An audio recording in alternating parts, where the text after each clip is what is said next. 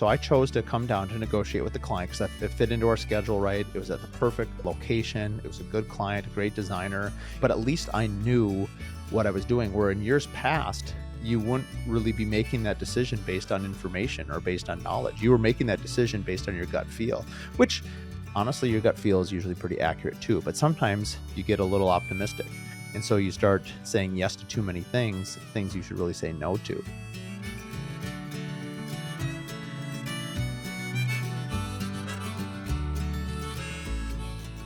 Welcome to the Curious Builder Podcast. I'm Mark Williams, your host. Today is Thursday's Q&A, and this is a good one. How do you transition from beggars can't be choosers mindset when accepting contracts to being a highly selective and niche builder who is ready to identify your ideal client? And basically, I think what it is like, how do you get out of the beggars can't be choosers mindset? The client is always right. To you do great work, you charge accordingly, and you're working with your ideal clients.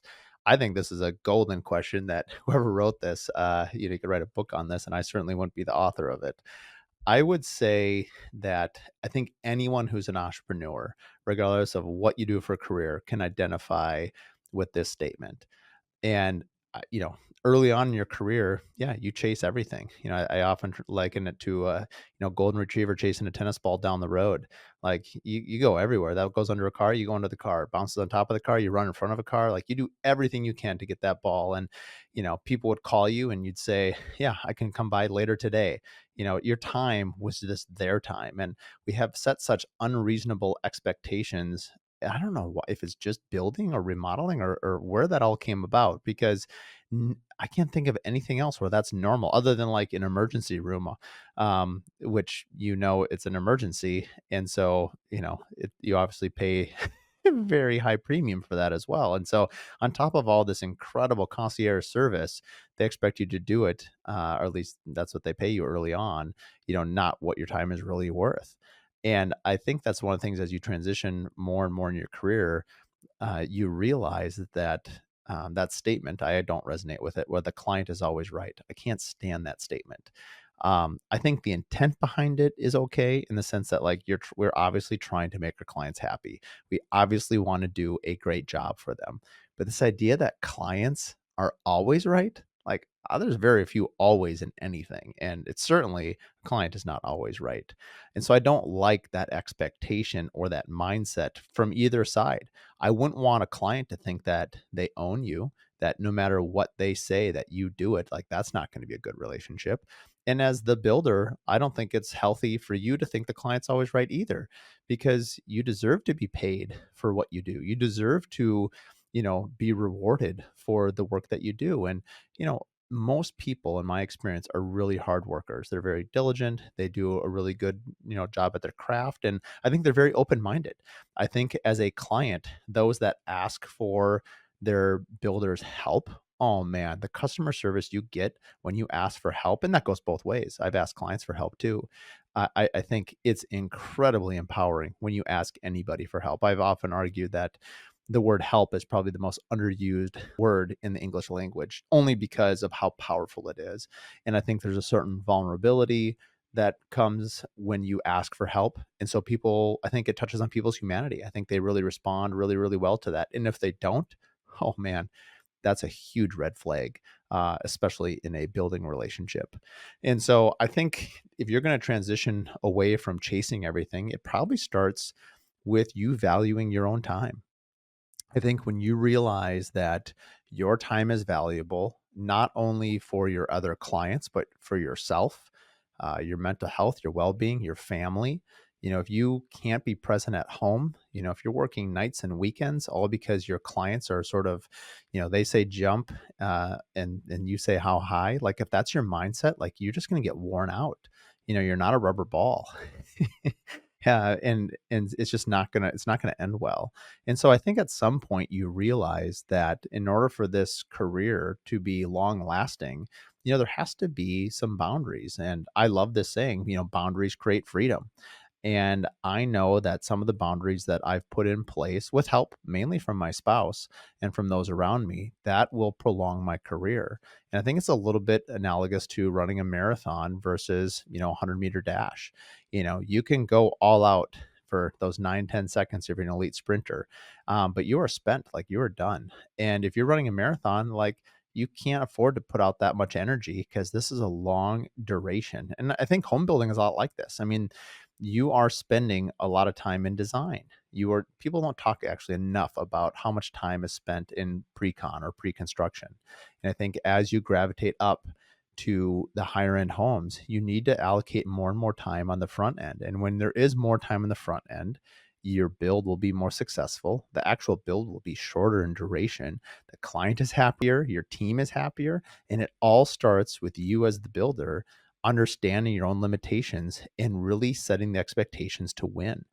I don't know why it took me so long to understand that. It really was a detriment to my team in the field. It was a detriment to me personally and a detriment to the clients. They have a much better experience now because rather than me telling them, I like the saying that, you can disappoint your client once or you can disappoint them 100 times. And I often talk about that in terms of budgeting meetings. Like, usually that first sit down is usually a pretty painful one. Things tend to be over budget.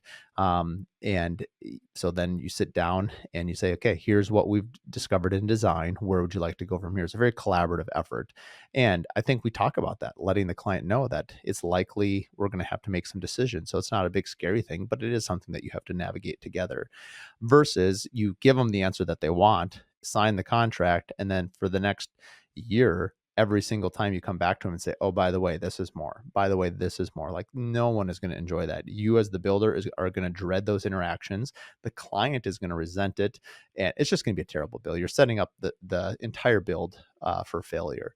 And so I think understanding your own numbers is huge. I think it's really, really important as you get more and more sophisticated with, especially with the software that's out there. Whether you're using Builder Trend, whether we use Builder Trend too, but we also use a company called Adaptive to help us manage all our budgets. So knowing exactly where you're at is incredibly helpful because if you are on firm footing, you can give your clients shocking firm answers, real answers, a way to help direct them so they can make the best decision. You have to remember, as builders, like we've done this for, in my case, 2 decades. And, this is likely the homeowner's first time they've ever built a house. Like this is new to them. They haven't done this before. And this is a lesson for myself. I need to be more compassionate and being more patient and helping them understand, like I can walk them through the reasoning, walk them through the reasons why this, that, and another thing.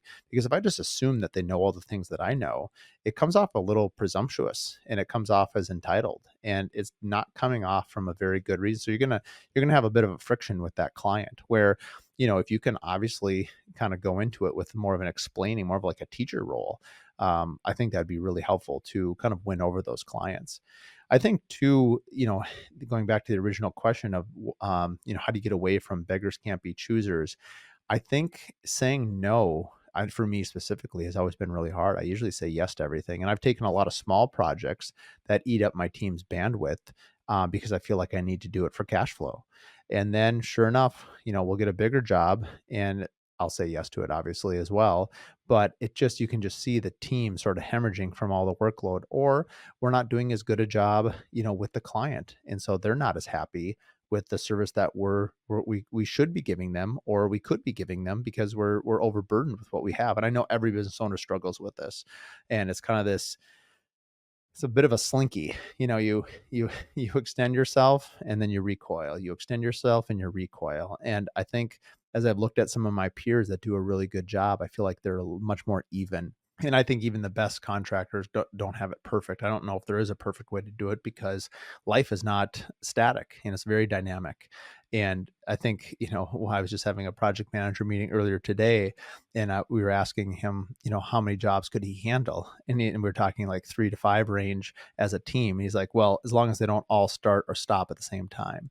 And every builder out there knows what I'm talking about. If you, let's say, had 3 new builds and a couple of remodels and you staggered them like 30 days, well, if one of those jobs gets delayed in permitting or delayed with framers or delayed with windows, sure shooting, house 1 and 3 all of a sudden line up with house 2. And now you've got 3 homes that are exactly, you had them spaced 90 days apart. And now, once you know it, they're all at the exact same time. And it's just chaos.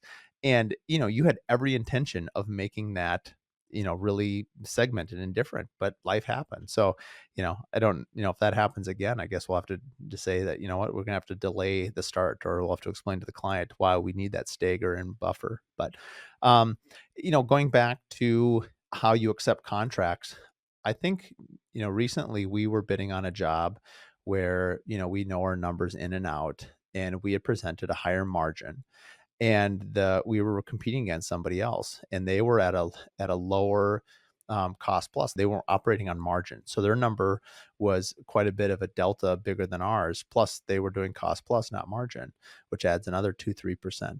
I've spoken previously on another podcast about that, and I I at least knew where I was. So I chose to come down to negotiate with the client because it fit into our schedule right. It was at the perfect location. It was a good client, a great designer. And so, but at least I knew what I was doing. Where in years past, you wouldn't really be making that decision based on information or based on knowledge. You were making that decision based on your gut feel, which honestly, your gut feel is usually pretty accurate too. But sometimes, like myself, you get a little optimistic. And so you start saying yes to too many things and things you should really say no to. And we worked it out with that client, and I felt like there was a negotiation for sure, and the client negotiated pretty hard. But at least we came to a place where they respected what we were doing. They got what they wanted, and it fit the right timing, the right schedule for what we were doing. If we had 10 other projects, maybe we would have said no, but we didn't. And so we said, you know what, I think this is going to be a good fit. And so I think that even though there was negotiating going back on, all negotiations aren't bad. Sometimes it's just getting clear on expectations, and you're going back and forth with the client, and you're saying, no, this is really important to me, and this is why. And it seems like I've found more success with negotiating, you know, I don't know really any rich builders, so I don't know why clients always push so much back on, what they think we're making, because it's cost plus. You can see it; it's not that much. And so, so my joke often is like, they're fine with basically decreasing what the company will make. Which they perceive to be you, not your company. But they're fine with paying your people. Like rarely do I have anybody say, "Oh, I want to pay less for a client or for cabinets or less for windows." It always ends up going to operations. Can you do this for less, or can you manage more for less? And so I think it's just understanding your own value and your story, and then effectively conveying that to the client. And I think when you can stand your ground and explain your own cost structure, and when you can explain your own value statement, the client believes that. There's authenticity in the way you're saying it. They understand that you believe it and you do it, but then you have to really own it. Like if you go part ways, like it's not like you can like sacrifice your dignity, or I won't do that. I think that's going back to beggars can't be choosers.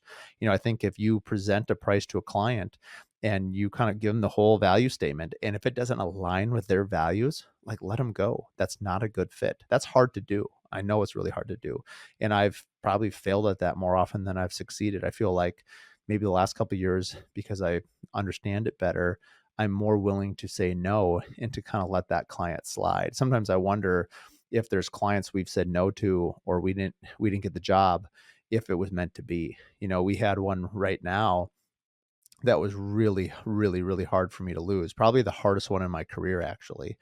And but maybe it just wasn't meant to be. Um, and it just really, really hurt. And so, I won't go into all the details of it, but the point of it is we don't know the full story there. And I think we can ask our clients, we can interview our clients. Sometimes when I lose a job, I'll ask the client, like, is there something I could have done differently? Is there, was it price? Is it value statement? Is it timing? Is it our team? Like, it's easy to say, oh, you just weren't the right fit. Those are actually the hardest ones, because there's nothing really, I mean, it's not that I discount that, because that's a very valid thing to say. But it doesn't give you a lot to work on. So like, if someone says, hey, Mark, you weren't a good fit for us. Great. Can you explain a little bit more about that, so that I could be a better fit for somebody like you in the future? And sometimes it takes a number of questions, and sometimes the client will give you the benefit of the time to work through those questions, but often they won't. And so then you're left wondering, what could I do differently? Lake Society magazine is Minneapolis' premier target market boutique lifestyle and design publication. It embodies the unique lifestyles and design of the Minneapolis City Lakes neighborhoods. From Lake of the Isles to Lake Harriet, It showcases the best in local design projects by both premier builders, architects, and interior designers in this area. Lake Society magazine has the look and feel of a national publication with glossy covers, high-end finishes. It's mailed directly to upper bracket single-family homeowners in the City Lakes area, and it's the perfect local coffee tabletop publication. Subscriptions can also be available through the website lakesocietymagazine.com. Additionally, publisher and founder Karen Steckel has over 27 years in the local magazine publishing industry and has a passion for high-end photography and quality graphics.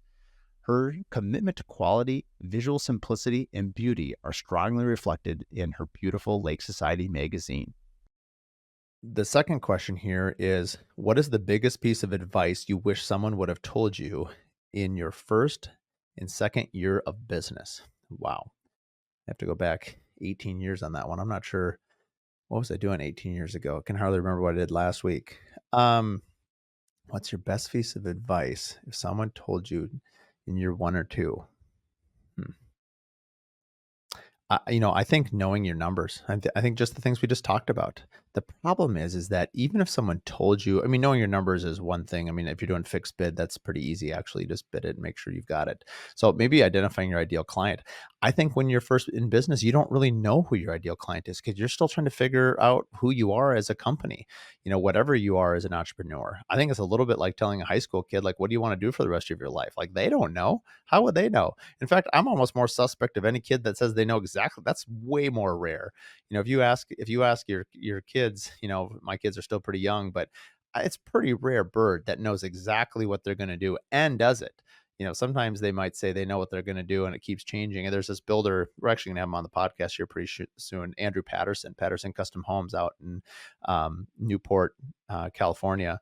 And he posts a video of his daughter every year in high school of what her name is, how she spells it. He started this when she was like in second grade, and what she wants to be when she grows up. And every year it was something different. Now, the last couple of years, you can see that as she's getting older, it's starting to get a clearer line of thinking. But going back to like why I'm bringing this up is I think those first years of business, like you are figuring out 1,000 things, accounts receivable, accounts payable, who you're going to work with, who your client is, and you're honestly throwing everything at the wall. I think the best piece of advice is don't be afraid to try something new. And it's kind of like if you're going to fail, like fail fast. It's okay to fail. In fact, I think failing is great. I think the only way many of us learn is by failing. And I think failure is the best. So don't feel failure. I think failure is what leads us to success. In fact, next year, we're going to do a panel. I think third or fourth quarter, we're going to do a live event with we haven't released the names yet, but some pretty influential people in the build and design space. And the whole concept is going to be losers are winners.